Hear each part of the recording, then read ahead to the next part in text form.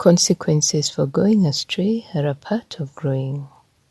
Under the hand of a father, the child is brought to learn what is right and what is wrong. For those who have no father, there is no discipline. For the wild-born creature, there is no discipline. The steps of discipline are seen to the child as afflictions. They bring the child into relationship with the father. For the child will ask why, what have I done that has caused me to hurt like this? No discipline is enjoyable, but it brings about the fruit of righteousness. Even the Son of God learned discipline through what he suffered. Yes, he was afflicted for those things that you will not be punished for. I struck my son and not you. I punished him in your stead. And by this, he experienced affliction and punishment for all men. He learned the curses that come upon those who have run after their own evil courses. Though he was perfect, he learned obedience by what he suffered, and he never opened his mouth.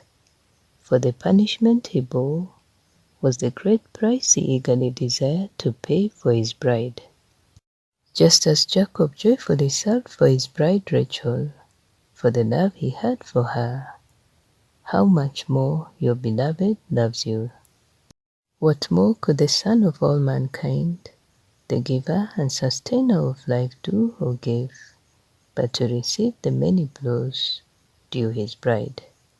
To stand in her place and receive what was due her, that the blood he shed may be applied to her, and make her whole and clean and born into his own lineage, to be made like unto himself, so that she would be bone of his bone, and flesh his flesh. No, it was not a sorrowful Saviour who went to the cross. Did he not say that he was eagerly looking forward to this time? Did he not exult in the time he would be glorified by the Father? To be vindicated and proven by the Judge of all the earth, that he was indeed the perfect sacrifice for all man, and by his suffering for all men's sin, he shed his life-giving blood over their sin and made them new. It was a time of exceeding joy for him. Yes, he suffered greatly, and he had to do this alone, just as he earned the right to then tread the winepress of wrath alone.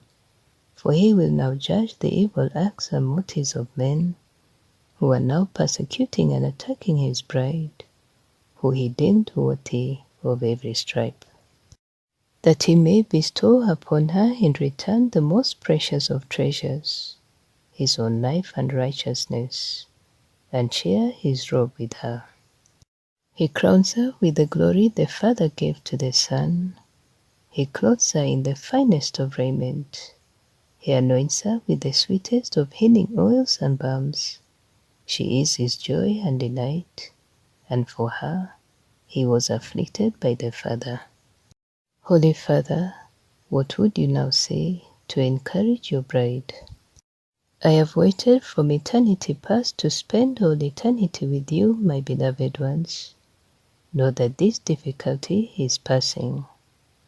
It shall seem to be but the blinking of an eye in the sands of eternity, but it will yield fruit for you under my hand for all eternity for you to be blessed in.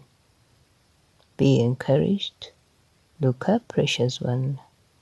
My redemption is indeed drawing near. Cleave unto and into me. I see you, and love you, and will cover you with my right hand. Do not think that there is anything strange going on if you're being afflicted and persecuted at this time, as though it were a strange thing. Indeed, as Peter said, it is doing the work of perfecting your faith. Knowing that I am with you through the storm is better than to never go through a storm. You must know where your strength and hope lies, rest in and on me.